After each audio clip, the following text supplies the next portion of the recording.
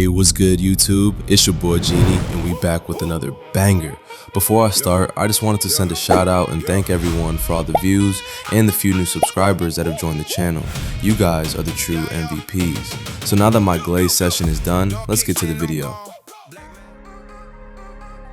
JJK Season 3 has some of the best fights in modern anime.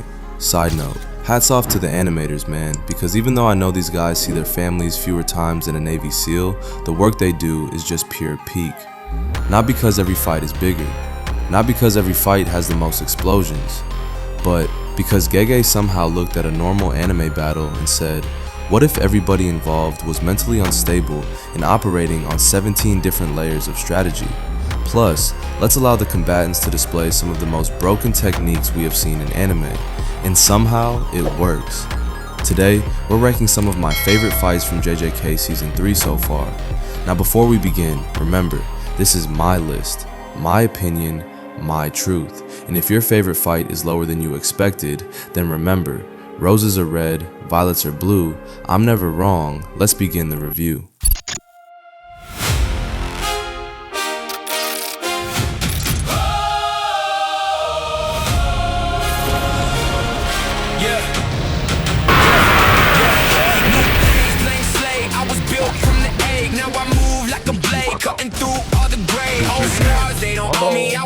Now I'm holy, got a fire in my bones, got a mile in my soul. Fresh blues, still I choose what I choose. If the road wants my name.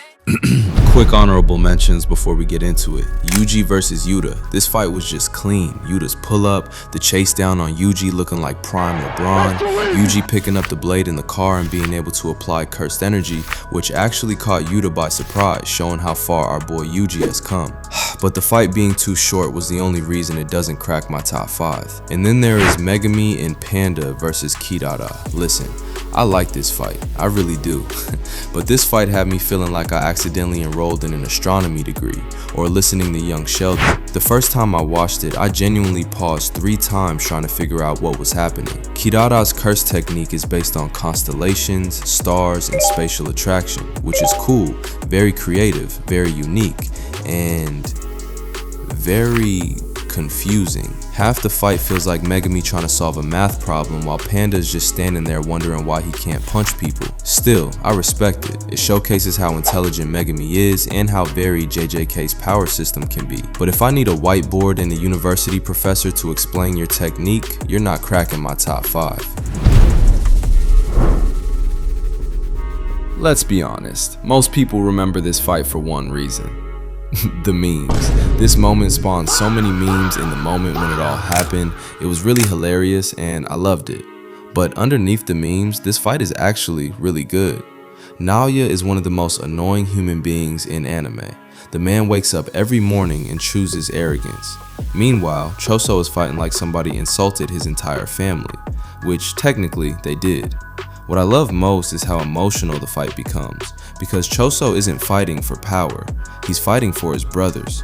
And the straight bars that Choso drops during this exchange with Naoya are better than anything your favorite rapper has dropped this decade. Naoya doesn't care about his brothers at all, and he is disgusted by their weakness because he doesn't understand how his OGs could be weaker than him. Which, no lie, he is kinda right, cause what were these bums doing this whole time? That shit happened to me though. I'm kidding, of course. His whole rhetoric is ridiculous, cause that's just not how life works. And Choso immediately challenges his thinking by posing that Naoya is actually more powerful because his brothers are weak and their lack of strength is what lets him carry them. Basically saying that Naoya gets to look like Allen Iverson in the Sixers because he is straight carrying the squad. And Choso says that because he is the eldest brother, he never had anyone to learn from, and he had to make all the mistakes so that his brothers can learn from him. And I've lost my oldest brother, and this hit me hard, cause Choso is absolutely right. And once Choso locks in, Naoya discovers what every anime villain eventually discovers. Family buffs are just overpowered. This wasn't a fight. This was a public execution. There are WWE fights that were more competitive than this. The Hei spent years looking down on Maki, mocking her, treating her like she didn't belong. And then Maki arrived with all the energy of somebody who had finally run out of patience. This fight is pure catharsis, no complicated strategies, no emotional speeches, just consequences. The sequence when Junichi thought he had her cornered with his curse technique, and I can't blame him, I legit thought that move would be a one-hit KO. But I should have known he was a fraud because of how Naoya was talking about his brothers, but nah, I had hope. And so I was shocked when I found out that Maki simply tanked the move and hit him with a fatality. I love how in this fight, every punch feels earned, every victory feels deserved. In the animation, absolutely ridiculous. This was the moment the Zenin clan realized they had made a terrible mistake. Unfortunately for them, they realized it approximately 3 seconds before getting folded. And as I mentioned in the last video, I absolutely love seeing Naoya getting absolutely obliterated by Maki. Maki just became an absolute unit after her power-up, and she honestly deserves it. I liked her vibe in season 1 and 2, and I'm happy that she got her glow up moment and it wasn't just some random buff that the writer didn't care to flesh out. Everything here is intentional. In the build up throughout the episode, seeing how Naoya bullied Maki and mocked her for her lack of power and for just being a woman built up to this fight, and it was absolute cinema watching him get destroyed. But as much as I like this fight, our next fight just took this season to the next level.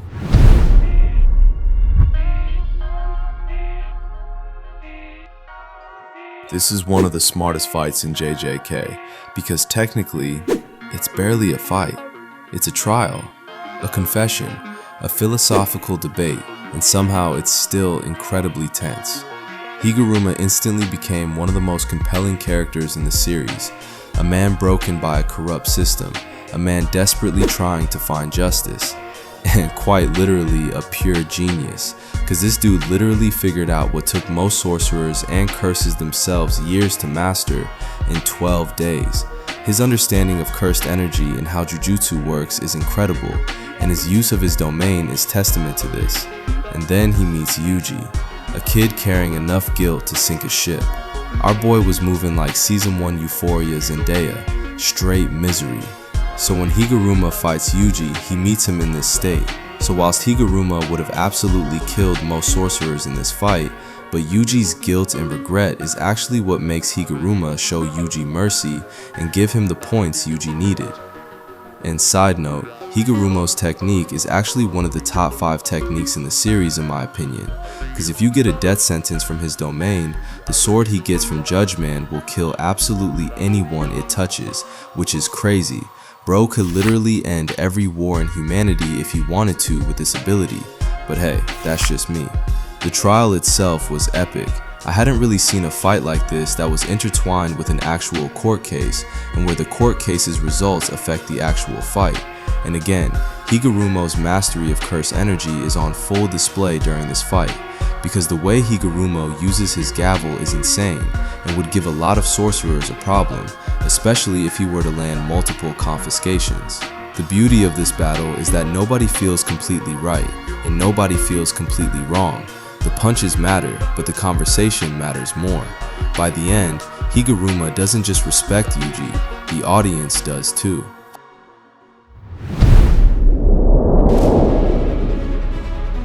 I adore this fight.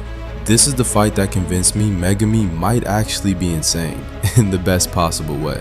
Because while everyone else is throwing hands, Megumi is playing 4D chess. When the exchange began, I honestly was worried for Megumi because he was outnumbered and these were older sorceries, so I thought they would beat him with that old man strength and straight out tactic our boy like Prime Marino. But then Megumi actually starts to fight strong with how he uses his Shikigami to take out this dude in basically one shot. When I saw this, I was like, oh yeah, our boy is locked. Then when he was getting overwhelmed by the dude with the explosions, Megumi stayed composed and eventually got help from this Andrew Schultz level comedian Takaba, whose jokes probably sound like this. What do you call a man that can't stand? Kneel. Bro needs to pack it up. But because of his sense of humor, Bro's technique is actually one of the most broken in the show. Then when Reggie and Megumi actually start going at it, I honestly didn't think our boy stood a chance, cause Reggie was just moving different and Bro's technique allows him to turn receipts into reality, which had me thinking, if I were Reggie, I would literally only have receipts for camera equipment and Steam key codes. Yeah, I would be cooked. But luckily, Reggie's receipts are more diverse than that, and he threw everything at Megumi, especially when they arrive at the hall. Megumi opens his domain for the first time, and for the first time, I saw what Sukuna saw in our boy. This man's domain is an infinite shadow where he keeps his Shikigami and Lord knows what else. And even though it's incomplete, his big brain play to overwhelm Reggie to make him drown in the shadow was genius, and Reggie applauded this. The domain expansion sequence is just incredible. At first you think he's using the domain to win, but no, Megumi's goal is much smarter. He's using the environment, creating uncertainty, manipulating Reggie's assumptions, destroying the receipts, turning the battle into something completely different. And then comes the divine dog reveal. Chef's kiss. Absolute cinema. Reggie spends the entire fight thinking he's keeping up, only to realize Megumi has been 3 steps ahead. This fight perfectly captures why Megumi is such a dangerous sorcerer, not because he's the strongest, because our boy has potential to be prime Pep Guardiola. And finally, my #1 fight in JJK Season 3 so far. The absolute king. The undisputed heavyweight champion. The fight that had me sitting on my couch looking like I was watching the Champions League final. Yuta versus Ryu versus Uro versus Kurourushi. Or as I like to call it, everybody in Sendai woke up and chose violence. Now before this arc started, I knew Yuta was strong. The movie made that pretty clear. But what I wasn't expecting was for my boy to walk into the colony and start moving like he was prime Michael Jordan getting ready for the flu game. Because from the very beginning, Yuta is getting jumped. Not one opponent, not 2, 3, and not random bums either. These are legitimate monsters. In one corner, you got Kurourushi running around looking like the final boss of a pest control company. You got Uro out here bending the sky itself, and then you've got Ryu Ishigori, a man whose entire personality revolves around having enough dessert. Bro is literally fighting because he wants to feel satisfied. Imagine explaining that motivation to somebody who doesn't watch anime. What I love about this fight is how every single curse technique counters somebody else. It genuinely feels like rock, paper, scissors if everybody involved were a war criminal. Every time you think somebody has the advantage, somebody else completely flips the battlefield, and that's what keeps the entire fight exciting. Nobody ever feels safe. Nobody ever feels fully in control. Everybody is adapting on the fly. Now let's talk about Uro for a second, because visually, her technique is one of the coolest things Gege has ever created. The ability to literally bend space and distort the sky is ridiculous.